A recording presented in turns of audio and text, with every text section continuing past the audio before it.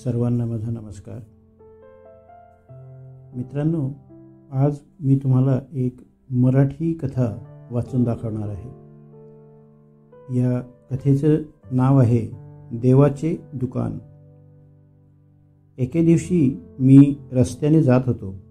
वाटेत एक बोर्ड दिसला, ईश्वरीय किराणा दुकान. ते वाचून माझी उत्सुकता वाढली. या दुकानाला भेट देऊन त्यात काय विकले जाते ते का पाहू नये असे मला वाटू लागले. हा विचार मनात येताच आपोआप दार उघडले. थोडेसे कुतूहल असेल तर दरवाजे आपोआप उघडतात, ते उघडावे लागत नाहीत.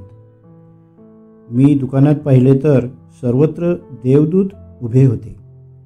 एका देवदूताने मला टोपली दिली आणि म्हणाला, माझ्या मुला, काळजीपूर्वक खरेदी कर. माणसाला आवश्यक असलेली प्रत्येक गोष्ट इथे आहे. देवदूत पुढे म्हणाला, जर तुला टोपली एकाच वेळी भरता येत नसेल तर पुन्हा ये आणि पुन्हा टोपली भर. आता मी सगळीकडे बघितलं. आधी संयम विकत घेतला, मग प्रेम, मग समजूतदारपणा, मग विवेकाचे 1-2 डबे घेतले. पुढे जाऊन विश्वासाचे 2-3 डबे उचलले. माझी टोपली भरत होती. पुढे गेलो. पावित्र्य दिसले. विचार केला, कसं सोडू? तेवढ्यात शक्तीची पाटी आली. शक्ती पण घेतली. हिंमतसुद्धा घेतली. वाटले की हिमतीशिवाय आयुष्यात काहीच चालत नाही, म्हणून हिंमतही घेतली. आधी सहिष्णुता घेतली, मग मुक्तीची पेटी पण घेतली. माझे सद्गुरू प्रभूंना आवडणाऱ्या सर्व वस्तू मी विकत घेतल्या. मग एक नजर प्रार्थनेवर पडली. मी त्याचाही डबा उचलला. कारण सर्व गुण असूनही माझ्याकडून कधी काही चूक झाली तर मी देवाला प्रार्थना करेन की देवा मला माफ कर. आनंदी होऊन मी टोपली भरली. मग मी काउंटरवर गेलो आणि देवदूताला विचारले, सर, या सर्व गोष्टींसाठी मला किती पैसे द्यावे लागतील?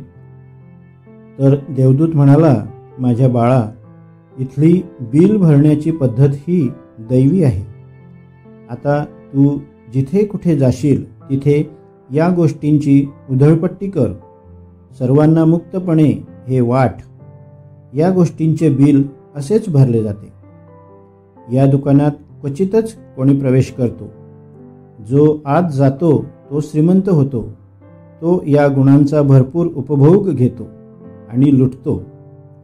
प्रभूंच्या या दुकानाचे नाव आहे सत्संगाचे दुकान. सद्गुणांचा खजिना भगवंताने दिला आहे.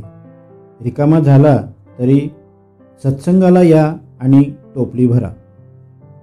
देवाच्या या दुकानातून मी एक तरी वस्तू आपलीशी करू शकेल अशी प्रार्थना करा. नमोस्तुते. नमस्कार.